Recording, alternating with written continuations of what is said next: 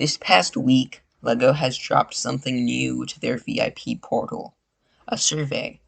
While these have become more and more common, it's what it contains that interests me. They are proposing 2 new models for a LEGO subscription service.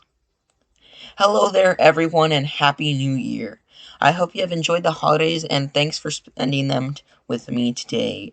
As soon as they heard about the subscription service, I dropped what I was doing and I opened the survey. At first, I thought it was a magazine like in Bryn, or a free monthly LEGO set or game like Audible. When I first saw it, I was surprised. But before we look to the future, let's look to the past. LEGO's had a large history of subscription-based services. The farthest back I can remember are LEGO magazines. Now, not all of them you need to pay. LEGO Life and the catalogs, you could get them for free by signing up on LEGO's website or picking them up at stores. The catalogs are what you expect, but LEGO Life was the typical kid magazine where you could send in photos, do puzzles, what you would expect, but in the UK they changed it up a bit. I believe that they have both the previous magazines in the UK, but if you've got the cash, they have stuff for you. Almost every LEGO theme over there has their own magazine. I think that they're about $10, and they're like the LEGO Life magazine for the puzzles, but for one theme, and they have a foil pack attached to them with a small build or figures. Most AFOLs buy them for the one figure alone, as they can have desirable ones from expensive sets like Bespin Luke or the War Machine. And for kids, it's a LEGO magazine with a theme they love.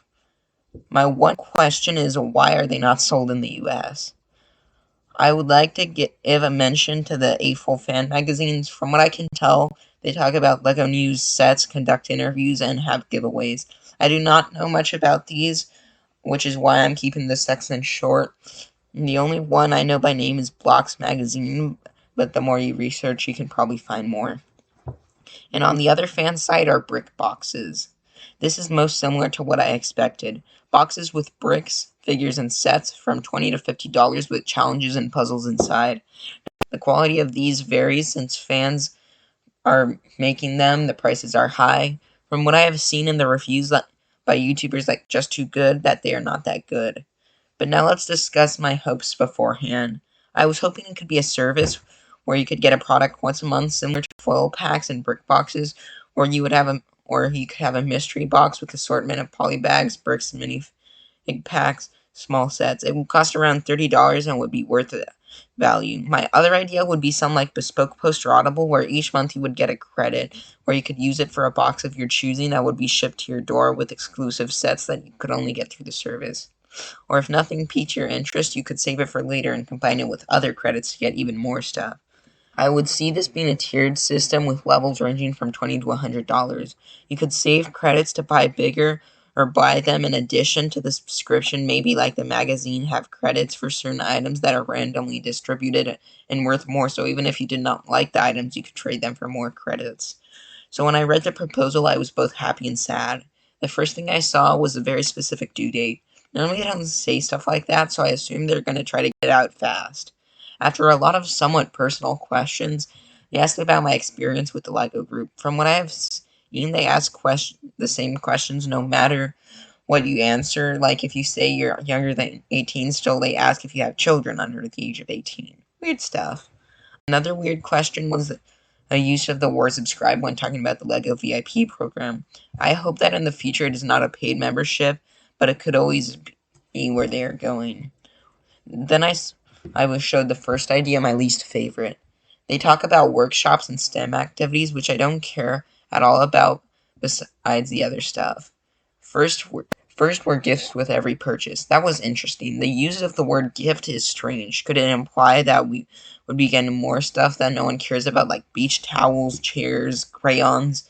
I hope it will mean exclusive brick promos like poly bags, minifigures, and sets. The other thing I don't understand is the use of every purchase. If you could go on LEGO and buy things for less than $10, so what will you get with them? Will you get a CMF? A sticker? It has to scale up, so what will you give to the lower ticket items? And you can't say anything without making people mad, and I don't see how you can give them a set without losing money. Later, they talk about it only being $5 for the subscription, so I don't see how they can make money off a system like this.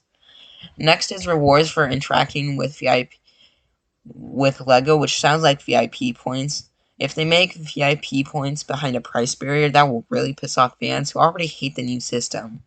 And then next is free delivery, which once again gets me worried.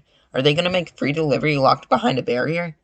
If so, it seems like people would be furious, as it had always been free after $35, which meaning they're only charging more for a system that has never caused problems cash-wise for LEGO. And if they just mean anything non-dependent of a price, it seems dumb to market it as a big feature, because if you're just going to get free shipping on a poly bag, first of all, they're going to lose money, and second of all, it's not going to be that expensive to just buy a few more sets. The next one is cool, where you can return used bricks for points. Something I didn't mention earlier is that besides brick boxes, there are programs to rent out LEGO sets, like the old Netflix system, so this could cater to that audience. There's a small percent of fans that will just buy a set and then build it and get rid of it, so this way they'll get some cash back. The system also helps YouTubers who don't want every set after they review it and then can recuperate some of the cost too. In addition, it makes it better for those who buy sets just for a figure, because you can sell the parts you don't want. It also supports CMF series being in boxes, because if you get a duplicate, you can just return it for money. I hope this is not what they're doing, but it seems like they might. Another interesting one is access to limited edition products, and I can only see this going in two places. Either you can just buy convention exclusive sets like they did on their website in 2020, or the other way is that they'll just make exclusive sets for the members. Either way will be confusing for the average consumer who might see a set in store but can't buy it because there's not a member. And it will make some collectors mad, because then you can get convention exclusives that are easier to get. The next two are very interesting as well. First is the idea that you can buy sets early. This either means two things. You get them early at the same time it's available with LAN ambassadors, basically making those reviews useless. You could still give them to LAN ambassadors even earlier, but that ruins the point. Or you give them to ambassadors early, give them to the members at the normal release dates like January 1st, and give them to the public 1 to 2 months later. Both systems don't seem too great and just cause perceived rarity. And the second system means the opposite, where you can buy sets after they retire. Once again, two methods. You stop selling them to the public and have the exclusive problem, or it gets confusing for the average consumer who does not know the facts. Or two, they do something like this at Earn 5, where they unretire old sets that sell well and have them available online, where it could be more of a startup, and if enough want to buy the set that does not use old colors or pieces, they make it. That is all in the first proposal, and it could work. The STEM stuff no one will care about, and the rest of the perks is what will get people. For $5, it's cheap enough, or even if you don't buy a set every month, it could work and is really worth it for those who do buy more than once a month. Now with the next proposal, it's a bit more interesting. All of the benefits besides the STEM are in this new one, with better perks to take its place. First, the worst for me is the play planner. It basically tells you which sets you are going to like the best, and it gives you ideas on how to play. This frustrates me because although you don't need to use it, it undermines the value of LEGO. LEGO is about creativity and individualism, and instead they tell you how to play and what to buy. It is undermining the point, and as a feature, I just don't care about it, but it's one I hate. The next one goes back to the good old LEGO with alternative instructions. I believe it uses a collection of your sets, which we will cover later, to take bricks from your collection to make something new.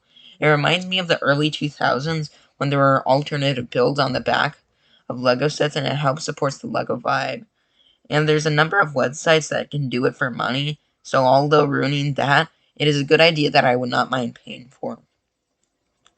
Another perk is basically a behind the scenes of how to design a set, which is fine but not exciting for me.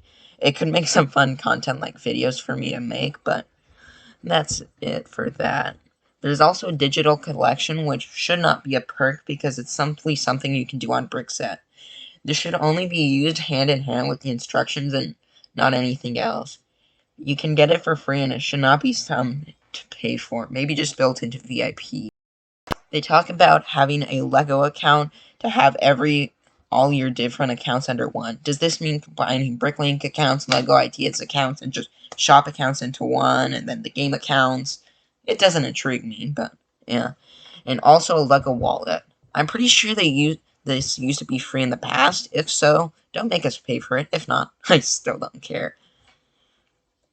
They talk about a place for fans to share tips. I don't think this should be a feature you need to pay for, and they should either make an official Lego forum, or you can just go on the internet and find one for yourself. That is all for both of the proposals, and then they ask more specifically about which features you liked, how much you would pay, and which was your favorite. That is it. The survey is done. For the push to get it out, the importance of this survey, I would have hoped for a bit more points, but that's not why I did it. I did it because it's a cool idea that I want to see at its best. I recommend after watching the video, go to the VIP portal and do this survey to change the future of LEGO and improve the program. Thank you all for watching. If you want to see more videos, let me know and tell me what you thought about the two proposals. See you next week for the Brickies, and have a good new year. Until next time, goodbye.